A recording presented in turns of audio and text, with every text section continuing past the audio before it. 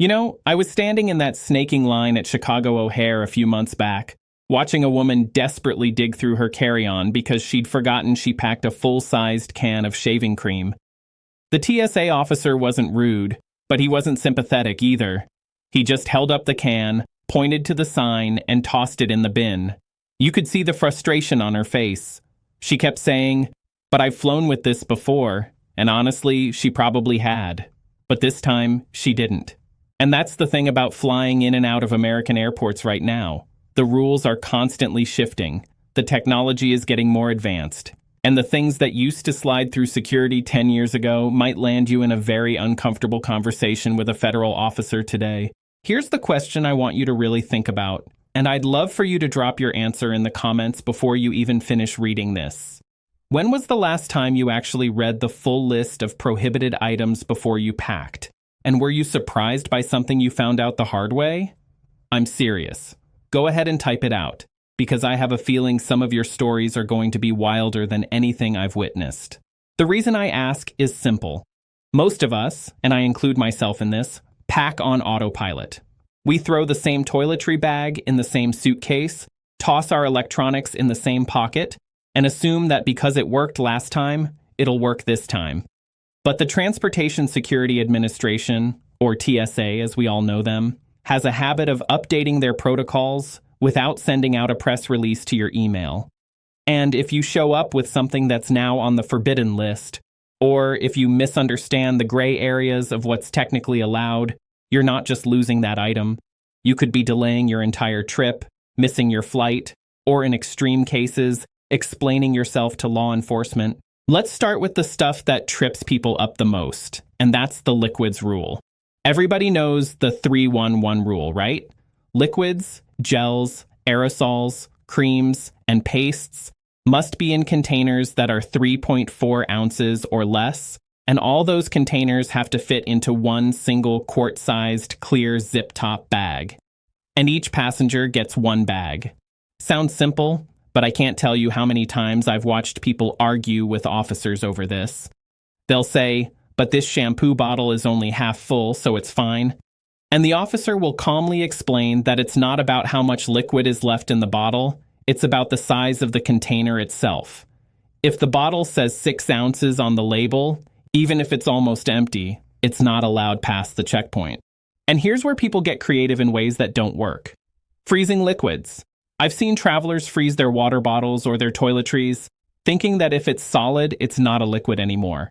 But the TSA has a very clear stance on this.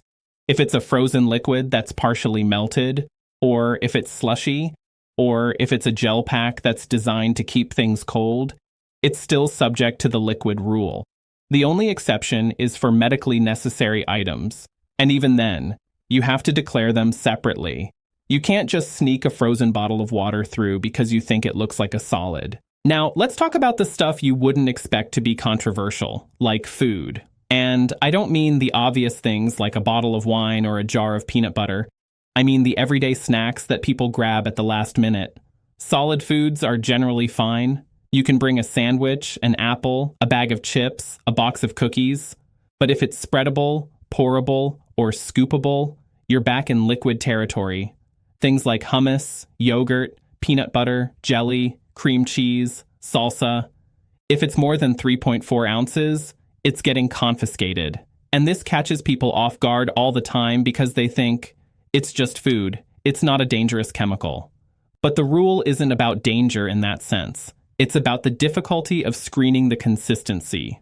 A dense spread can look suspicious on an X-ray in a way that a solid apple doesn't. I remember one traveler I saw at LaGuardia who had a small jar of expensive artisanal honey in her bag. It was maybe 5 ounces, beautifully packaged, probably a gift. The officer had to take it. She was heartbroken, and I felt for her. But the officer wasn't being cruel. He was following the protocol. And that's the thing you have to understand about the people working those lines. They're not there to ruin your day. They're there because the system requires a certain level of uniformity. If they let one person slide with a 5-ounce jar of honey, then the next person argues about their 6-ounce bottle of shampoo, and suddenly the whole checkpoint descends into chaos. It's about consistency, not malice. But liquids and foods are just the appetizer. The main course is the stuff people genuinely think is fine but absolutely isn't. Let's talk about tools and sharp objects because this is where the line between common sense and legal definition gets blurry. Most people know you can't bring a hunting knife or a box cutter. But what about a screwdriver? What about a hammer? What about a wrench? The rule is that tools 7 inches or longer are generally prohibited in carry-ons. But that's not the whole story. Even a small screwdriver can be confiscated if the officer determines it could be used as a weapon. I've seen a guy lose a multi-tool that was smaller than his hand because the officer said the knife blade was technically over the limit. And the guy argued that he forgot it was in there, that he uses it for work, that he's flown with it 100 times. None of that matters in the moment. The decision is final. And then there are the things that are so bizarre you almost have to laugh, except nobody's laughing. Martial arts weapons, for example. You might think a pair of nunchucks is obviously a weapon, and you'd be right. But what about a baseball bat, a hockey stick, a ski pole? These are all prohibited in carry-ons, and yet people show up with them all the time, thinking they'll just stash them in the overhead bin. You can't. They have to be checked. And if you don't have time to check them, you either abandon them or miss your flight. Firearms and ammunition are a whole separate category that requires its own explanation. Yes, you can transport firearms on a plane, but the rules are incredibly strict. They must be unloaded, locked in a hard-sided container, and declared to the airline at check-in. You cannot just throw a gun in your suitcase and hope for the best.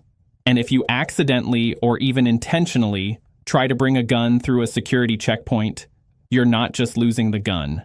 You're looking at arrest, fines, and a permanent mark on your record. The TSA has a zero-tolerance policy for this, and they mean it.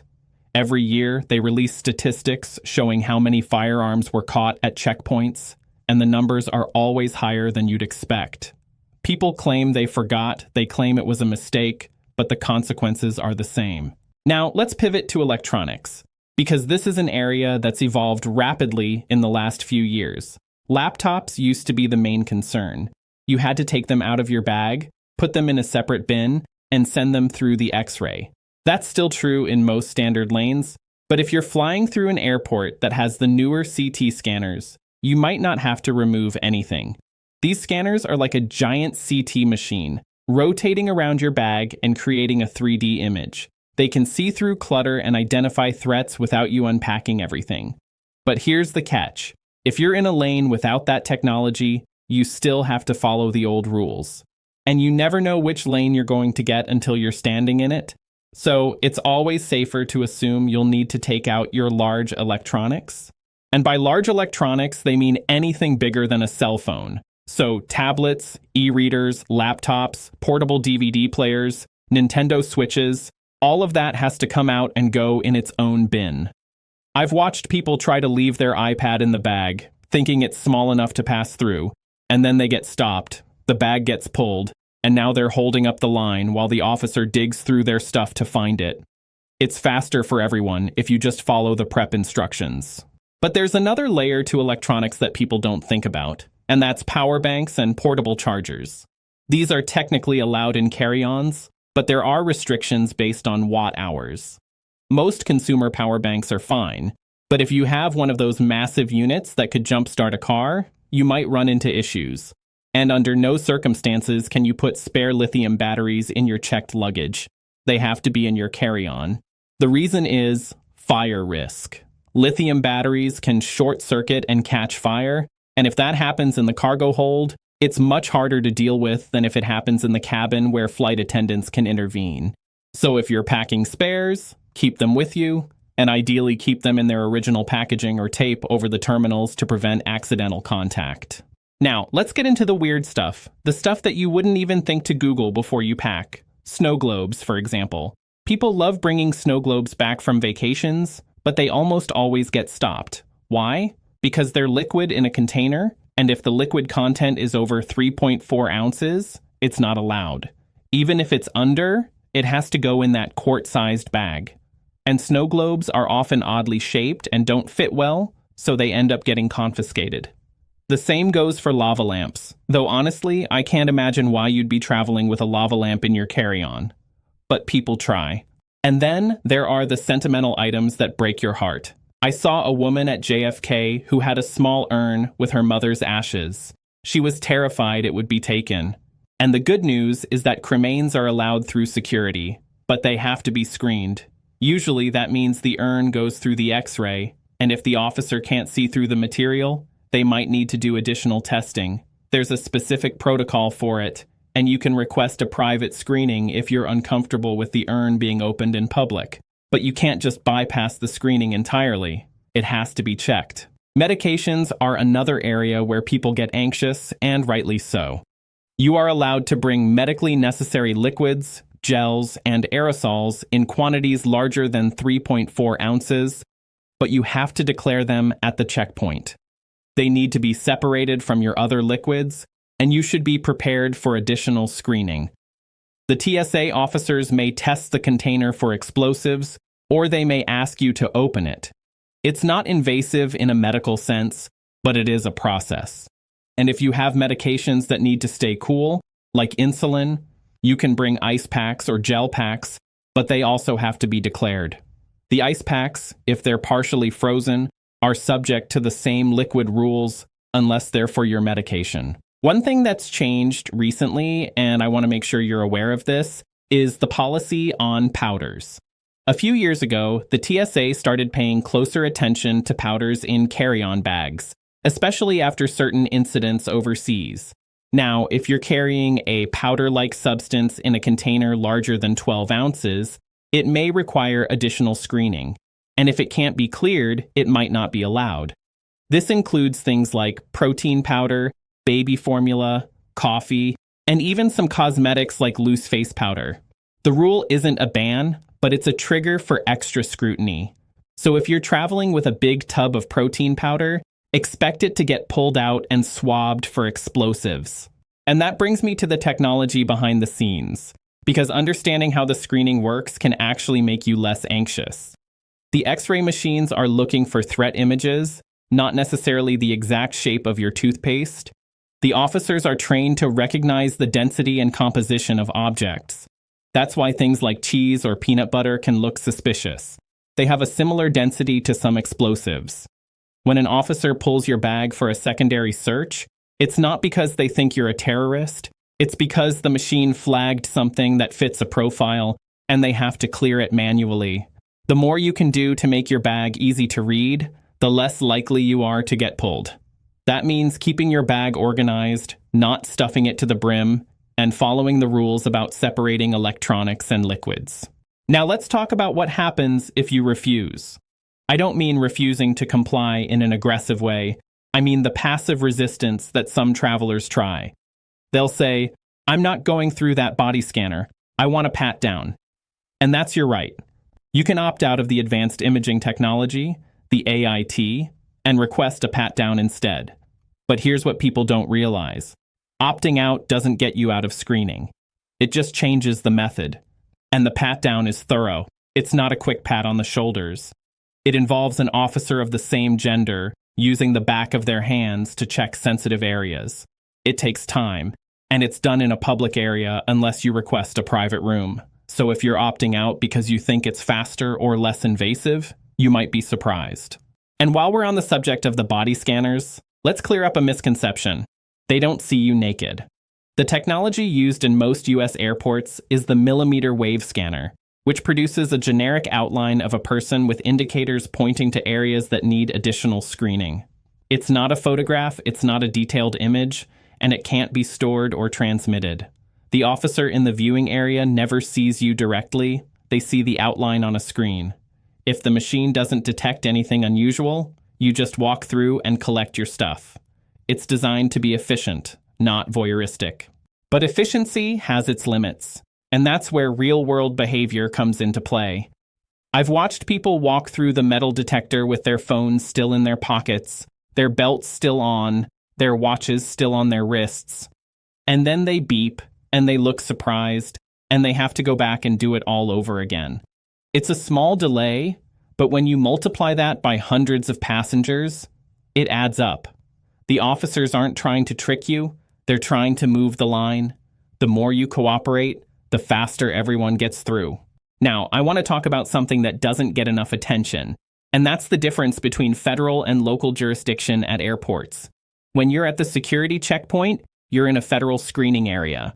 That means TSA officers are enforcing federal regulations. But if you cause a disturbance, if you become combative, or if you refuse to comply, local law enforcement gets involved. And that's where things can escalate quickly. I've seen people arrested for shouting at officers, for pushing through a line, for making jokes about bombs. You cannot, under any circumstances, mention bombs, terrorism, or weapons in a joking manner at an airport. It doesn't matter if you're clearly kidding. It doesn't matter if you're with your family and everyone laughs. Once those words are out of your mouth, you are in a world of trouble. You will be detained, questioned, and very likely charged. It's not worth the laugh. And that leads me to the bigger point. Airport security is a system, and systems have rules, but they also have human elements. The officers are human. They get tired, they get frustrated, they have good days and bad days. But they're also trained to spot certain behaviors. If you're acting nervous, if you're sweating, if you're avoiding eye contact, if you're fumbling with your documents, they notice. It doesn't mean you're guilty of anything, but it does mean you might get extra attention. The best way to move through security is to be prepared, be calm, and be polite. Say hello, follow instructions, and keep your hands free. It sounds simple, but you'd be surprised how many people make it harder than it needs to be.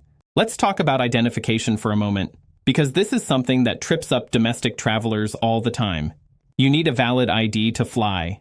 It can be a driver's license, a passport, a permanent resident card, or a few other forms of federal identification. But here's the kicker. If you're flying domestically and you forget your ID, you're not automatically denied boarding. You can still fly, but you'll be subject to additional screening. That means a longer interview, more questions, and a very thorough pat-down and bag search. It's possible, but it's not pleasant, and it takes time. So if you realize you forgot your ID at home, get to the airport early and be prepared to answer a lot of questions. And speaking of time, let's address the myth of the secret line. There's no secret line. There's no magic trick to skipping security unless you have TSA pre-check, clear, or you're flying first class on certain airlines. And even then, you still have to go through screening. TSA pre-check is probably the best investment you can make if you fly more than a couple times a year. You get to keep your shoes on, your laptop in the bag, your liquids in the bag. It's faster, it's less stressful, and it's worth the application fee. But even with pre-check, you're not exempt from random additional screening. Sometimes you get pulled for a secondary search even with pre-check, and that's just part of the deal. Now, I want to circle back to something I mentioned earlier, which is the importance of checking the rules before you pack, not after. The TSA website has a "Can I Bring" search tool that's actually pretty useful. You can type in an item and it will tell you whether it's allowed in carry-on, checked baggage, or not at all. I use it all the time, especially for weird items like camping gear or sporting equipment. And if you're traveling with something unusual, it's worth calling your airline too, because sometimes the airline has additional restrictions beyond what TSA allows. For example, some airlines have banned certain types of smart bags, the ones with built-in lithium batteries that can't be removed. If the battery is non-removable, the bag might not be allowed at all, even in checked luggage. And if the battery is removable, you have to take it out and carry it with you in the cabin. These are the kinds of details that can ruin a trip if you don't know about them ahead of time. And let's not forget about the things you bring back from vacation. If you're traveling internationally and returning to the US, you also have to deal with customs and border protection, which is a whole different agency with its own rules. You might have cleared TSA on your way out, but on your way back, you're dealing with CBP officers who care about agriculture, currency, and prohibited items from other countries. You can't bring back fresh fruit, certain meats, or plants without declaring them. And if you try to bring back something like a Cuban cigar or certain types of souvenirs, you might run into trouble. It's a different layer of security, but it's equally important. I think one of the most frustrating things for travelers is the inconsistency they perceive. They'll say, I flew out of Miami with this item no problem, but in Denver, they took it. And that happens. It happens because officers have discretion, because different airports have different equipment, and because sometimes one officer interprets a rule differently than another. It's not fair exactly, but it's reality. The best you can do is minimize the gray areas. If something is clearly allowed, like a solid food item, you're probably fine. If it's in a gray area, like a multi-tool with a small blade, you're taking a risk. And that risk isn't just losing the item. It's the time, the stress, the potential argument. I've seen people miss flights because they got stuck in a disagreement over a 3-inch knife. They were so convinced they were right, they refused to let it go, and by the time they finally surrendered it, the plane was gone. Was it worth it? Of course not. But in the moment, pride and frustration take over. So here's my advice, and I mean this genuinely. When you're at the checkpoint, choose your battles wisely. If an officer tells you something isn't allowed, you can ask to speak to a supervisor if you truly believe there's a mistake. But most of the time, the officer is correct. And even if they're not, the supervisor is likely to back them up because that's how the chain of command works. The only exception is when it involves a medical necessity or a religious item, and even then, you need to be calm and respectful. I also want to touch on something that doesn't get talked about enough, and that's the mental preparation. Flying is stressful. The lines are long, the announcements are loud, the spaces are crowded, and security is the part where everyone is at their most anxious. You're taking off your shoes, emptying your pockets, juggling bins. It's easy to get flustered. But if you go in knowing what to expect, if you've packed smart, if you've given yourself enough time, it becomes manageable. It becomes routine. And for the frequent flyers among us, there's a danger in becoming too routine. Complacency leads to mistakes. You might forget that you left a Leatherman in your bag from that camping trip last weekend. You might forget that you have a nearly empty bottle of sunscreen that's actually 6 ounces. You might forget that your power bank is packed in your checked bag instead of your carry-on. So even if you fly every week, do a quick mental scan before you leave for the airport. Go through your bags. Check the pockets. It takes 5 minutes, and it can save you an hour of frustration. Let's talk about the future for a second, because the rules are always evolving. There's been talk for years about changing the 311 rule, especially as airports adopt more advanced screening technology. Some airports in other countries have already eliminated the liquid restrictions because their scanners are sophisticated enough to detect threats without limiting container size. The US is moving in that direction, but slowly. It's going to be years before every airport has the new scanners, and even then, there will be a transition period where some lanes have the old rules and some have the new. So for the foreseeable future, the 311 rule is here to stay. And while we're waiting for that change, we're also seeing increased attention on things like biometric screening. Facial recognition is being tested at more and more airports. You might see cameras at the checkpoint or at the gate matching your face to your passport photo. It's controversial for some, but it's also fast. And like it or not, it's probably going to become standard. So if you're someone who values privacy, it's worth understanding how these systems work and what your options are to opt out, if any. But that's a larger conversation. For now, let's focus on what you can control. You can control how you pack. You can control how early you arrive. You can control your attitude. And those 3 things will determine how smoothly your security experience goes more than almost anything else. I remember a traveler at San Francisco International, a guy in a suit, clearly on a business trip. He had his bag perfectly organized, his liquids in a clear bag on top, his laptop easily accessible, his shoes slip on. He was through the line in under 5 minutes. And then there was the family behind him, the parents yelling at the kids, bags half open, stuff falling out, belts and watches everywhere.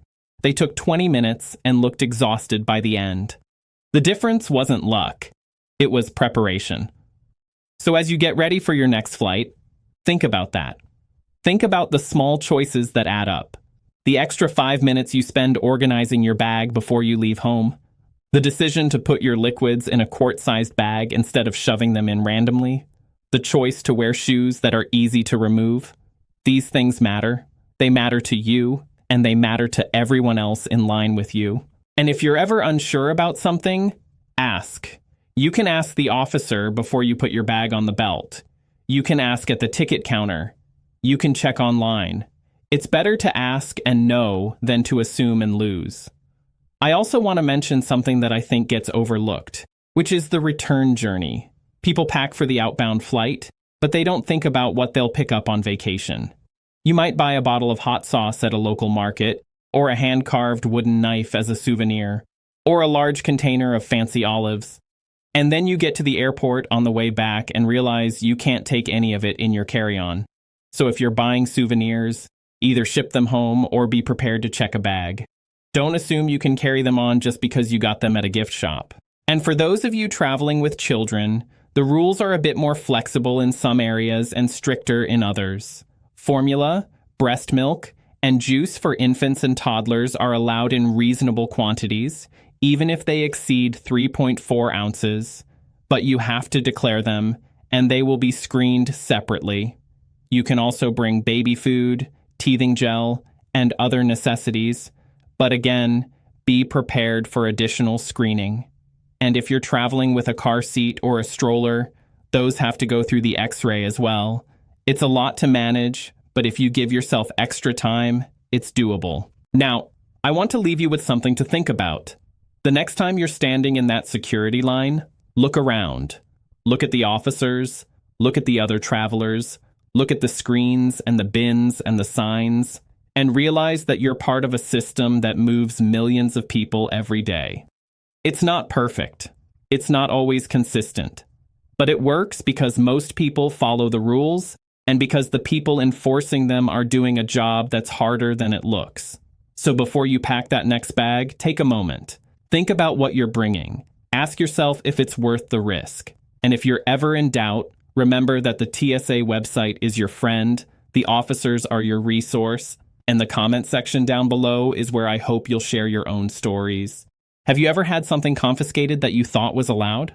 Have you ever been surprised by a rule you didn't know existed? Drop it in the comments because those real-world experiences are the best way for all of us to learn. And who knows, your story might be the one that saves someone else from making the same mistake. Safe travels, and I'll see you in the next one.